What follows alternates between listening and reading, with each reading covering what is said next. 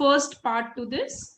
For a monopoly, price is equal to marginal revenue because a monopoly has power to control price. Now just see here. So first question, A part. When I talk about a monopolist, this is my average revenue. This is marginal revenue.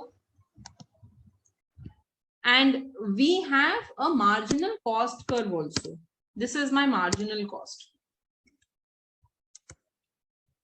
Then MR is equal to MC at this point. Wherever MR is equal to MC, that is the quantity. And I take that quantity up to the AR curve to get the price. So the price is equal to average revenue and the price is greater than marginal revenue. If you closely look, for this quantity Q, the marginal revenue is only this much. But the price is greater than the marginal revenue. So the statement is false. Price is not equal to marginal revenue. Price is more than marginal revenue. And the reason is, of course, this is because it has market power. It is a price maker. It's not a price taker.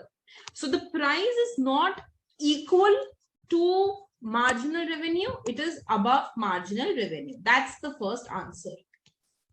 Let's go to the next question. So the second question says, because a monopoly is the only firm in the industry, it can charge virtually any price for its product. Now, this is partially correct, and I'll tell you why the reason is. So consider a monopolist, okay? We understand that he is the only firm in the market. That's correct. So ideally speaking, because he's the only person who is selling the product, he can sell at any price possible. He can sell at 5,000, at 10,000, at 20,000.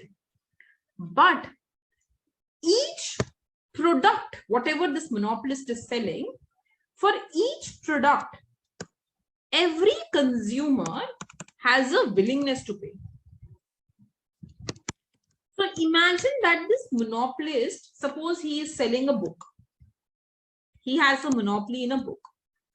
Suppose the maximum price that a consumer is willing to pay for that book is, let's say, 1,000 rupees. Let's say that this monopolist, he charges 4,000 rupees for the same book. Will any consumer buy from him? No. If no consumer will buy from him, then the quantity that he will sell in the market will be zero.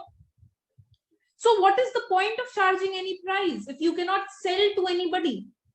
So no doubt he can charge any price he wants, but charging any price does not mean that he will be able to sell something. If the price is very high, there are very high chances that nobody will buy from him. So therefore, although, you can write this down, although the monopolist can charge any price possible, he can only sell by charging a lower price. So monopolist can only sell more if there is a lower price in the market. If the price is very high, nobody will buy from the monopolist and his quantity will be zero. And that is no point. If your quantity supplied is zero, nobody is buying from you. There is no demand in the market.